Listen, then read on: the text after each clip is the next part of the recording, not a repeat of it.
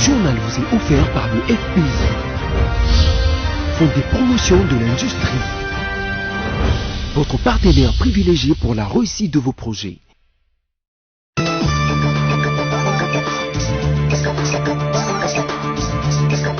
Bonnes vacances à tous les écoliers de la République démocratique du Congo. Mesdames et messieurs, bienvenue dans ce journal du mardi 2 juillet 2019.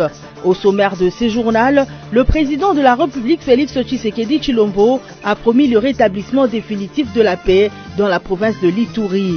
Selon le numéro 1 congolais, l'armée restera à Djougou jusqu'au jour où il n'y aura plus des coups de feu.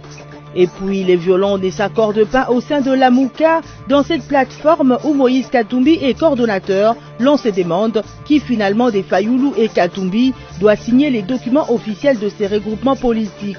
Olivier Kamitatou attribue la faute à Fayoulou qui peine à reconnaître l'autorité de Katumbi. Enfin, en sport, les léopards de la RDC sont qualifiés pour le 8e de finale de la CAN Égypte 2019. Grâce aux 4-0 contre les Zimbabwe, les fauves congolais ont été qualifiés comme meilleur 3e. L'armée restera à Djougou jusqu'au jour où il n'y aura plus de coups de feu. Cette annonce a été faite le lundi 1er juillet par le président de la République Félix Tshisekedi à Djougou Centre dans la province de l'Ituri, à la suite de la séance de travail qu'il a eue avec les autorités locales, les représentants des communautés et les députés provinciaux. Par ailleurs, Félix Tshisekedi a visité à la même occasion les vestiges de la prison centrale de Djougou à 75 km de Bunia, où son père a été incarcéré dans les années 1980 par les services de Joseph Désiré Mobutu. C'est pour restaurer l'autorité de l'État et non pour incarcérer les politiciens, sûrement pas, a brièvement dit le chef de l'État qui a visité l'entièreté de ce qui reste de cette prison détruite par les différents conflits armés dans la région. Il était particulièrement ému en entrant dans la cellule où a été placé son père. Accompagné notamment de Jean-Babanissa Saïdi, le gouverneur de l'Ituri, Félix Tshisekedi a annoncé pour bientôt la reconstruction de cette prison. Les violences armées ont ressurgi en avril dernier dans les territoires de Djougou. L'armée a identifié un certain Ngutjolo comme le chef de la milice dont les hommes opèrent dans plusieurs localités de Djougou et dans la chefferie de Mokambo, en territoire de Mahagi. Des centaines de déplacés internes arrivés à Bunia étaient installés autour de l'hôpital général. Cette année, le HCR a dénombré plus de 300 000 personnes qui ont fui les violences depuis début juin dans les territoires de Djougou et Mahagi. L'armée a annoncé ce jeudi 27 juin la conquête des bastions des miliciens situés dans la forêt Ouago après 2 jours d'intenses combats dans le cadre de l'opération Zaroba et Ituri. Et le chef de l'État, Félix Tshisekedi, séjourne depuis le 30 juin dans cette province. L'Assemblée provinciale de Kinshasa a procédé ce lundi 1er juillet 2019 à la clôture de la session parlementaire du mois de mars. À cette occasion, Godin Poy, président de cet organe délibérant, a rappelé que les députés ont vidé toutes les matières prévues pour la session de mars, à savoir l'élection des sénateurs, l'élection du bureau définitif de l'APK, l'élection des gouverneurs et vice-gouverneurs de Kinshasa, la mise en place de groupes parlementaires, des commissions permanentes, de la conférence de présidents, du Conseil de sages, ainsi que la mise en place du règlement d'ordre administratif et financier qui est une innovation de cette législature. Dans les soucis d'avoir la conscience tranquille, les speakers de l'APK a demandé aux élus de Kinshasa de se rendre auprès de leurs bases respectives pendant les vacances parlementaires afin de faire rapport à la population de travaux réalisés par l'Assemblée provinciale de Kinshasa. Notez que cette séance des clôtures a connu la participation du gouverneur de la ville de Kinshasa, Jantini Ngobilambaka, et de tout son gouvernement. Au cours de son point de presse animé par son directeur exécutif Rostin Manketa, ce 1er juillet, la voix des sans-voix VSV est montée au créneau en condamnant les actes de brutalité commis par les policiers appelé à maintenir l'ordre public lors de la marche de la plateforme politique Lamuka à Kinshasa et dans quelques provinces le 30 juin 2019. L'Organisation de défense des droits de l'homme a tenu à souligner que l'appel à des manifestations publiques est consacré par la Constitution du 18 février 2006, laquelle a institué les régimes d'information en écrivant à l'autorité administrative pour encadrement. Cependant, elle regrette les traitements inappropriés infligés à certains leaders de Lamuka ainsi qu'à leurs partisans. Tenant compte de ce qui s'est passé le 30 juin dernier, la Voix des Sans-Voix a invité le président Félix Tshisekedi de poursuivre sans relâche son combat pour l'avènement effectif d'un état de droit. S'agissant du militant tué à Goma, évoqué par la VSV, la police qui a encadré la marche a indiqué qu'il n'y a eu aucun mort et que les blessés étaient pris en charge dans un hôpital de la place. Olivier Kamitatou Etchou, directeur des cabinets porte-parole de Moïse Katumbi, s'attaque directement à Martin Fayulu Madidi via son compte Twitter daté du 30 juin. En évoluant en franc-tireur, Martin Fayulu tourne la page de la vérité des urnes. Son offre de dialogue avec Fachi consacre l'essoufflement d'un radicalisme stérile. Et les procès en diabolisation intentés stupidement contre Moïse Katumbi s'en trouvent encore plus inqualifiables, a en effet tweeté Olivier Kamitatou. Ces tweets constituent en effet une réaction au document dénommé Proposition des crises, publié et signé par Martin Fayulu, auquel on assigne un certain nombre d'émissions, principalement l'organisation des nouvelles élections générales. Signalons que juste après les tweets d'Olivier Kamitatou, la plateforme Ensemble pour les changements a, à travers son compte officiel, exprimé son désaccord vis-à-vis du communiqué de Lamuka signé par le président de l'ESID et candidat malheureux à la présidentielle du 30 décembre 2018 sur les incidents survenus le 30 juin dernier lors des marches de Lamuka. Pour la plateforme pilotée par Moïse Katumbi, les derniers communiqués de Lamuka étaient publiés avant la validation de tous les signataires. Cette erreur volontaire ou pas est contraire au règlement de la coalition. Toute cette divergence de vues a poussé les observateurs avertis à estimer que les violons ne s'accordent plus au sein de la famille des lamoukistes dont la survie ne tiendrait qu'à un bout de fil.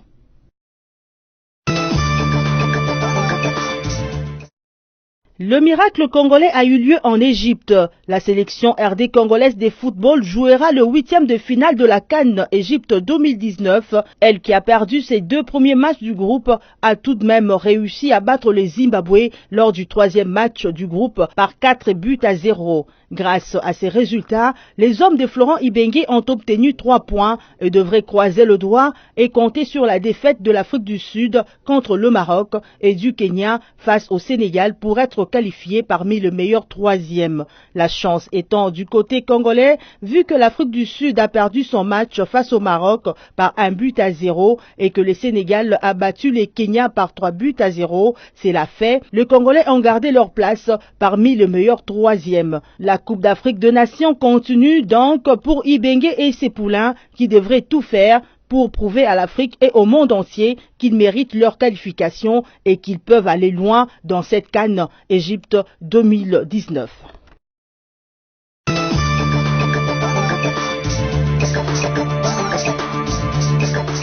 Les bonnes choses ne durent jamais, donc c'est la fin de ce journal. Comme à l'accoutumée, voici le rappel de titres. Au sommaire de ce journal, le président de la République Félix Tshisekedi Tshilombo a promis le rétablissement définitif de la paix dans la province de l'Ituri. Selon le numéro 1 congolais, l'armée restera à Djougou jusqu'au jour où il n'y aura plus de coups de feu. Et puis les violons ne s'accordent pas au sein de Lamuka. Dans cette plateforme où Moïse Katumbi est coordonnateur, l'on se demande qui finalement des Fayulu et Katumbi doit signer les documents officiels de ces regroupements politiques. Olivier Kamitatou attribue la faute à Fayulu qui peine à reconnaître l'autorité de Katumbi. Enfin, en sport, les Léopards de la RDC sont qualifiés pour le 8e de finale de la CAN Égypte 2019. Grâce aux 4-0 contre les Zimbabwe, les Fauves congolais ont été qualifiés comme meilleur 3e. Il ne reste plus qu'à vous dire merci pour votre fidélité à nos programmes. BSC TV reste et restera à votre service.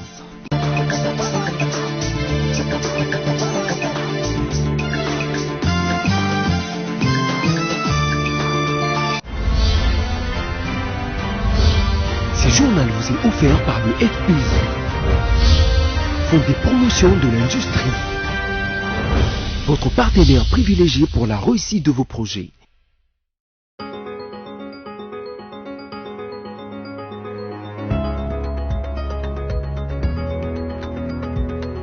Bienvenue mesdames, messieurs à cette revue de presse en ligne sélectionnée pour vous. Débutons avec congovirtuel.org qui titre « Pourquoi la coalition FCC Cash fait peur ?»